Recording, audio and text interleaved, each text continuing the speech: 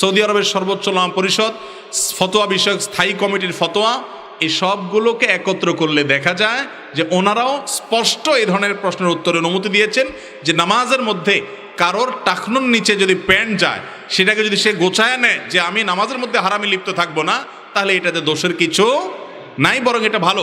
কিন্তু এই ভালো কাজটা আরো ভালো হবে যদি নামাজের পরেও তিনি এইভাবে থাকেন।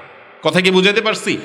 এখানে একটা সূক্ষ্ম ঝামেলা আছে, সেটা হলো যারা বলছেন নামাজ হবে না, ওইটার আর একটা ভিত্তি আছে। ভিত্তিটা হলো নবী করিম সাল্লাল্লাহু আলাইহি সাল্লাম জামার, হাতা ইত্যাদি গোটায় নামাজ পড়তে নিষেধ করছেন।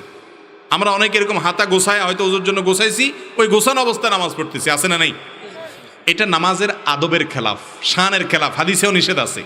আপনি কোনো গণ্যমান্য ব্যক্তির সামনে যখন যাবেন তার অফিসে, তো জামাটা মেরাম গোছায় যাবেন না, বরং সব ছেড়ে ছেড়ে দিয়ে পরিপাটি হয়ে ভদ্র সভ্য মানুষের মতো যাবেন, ঠিক না ঠিক?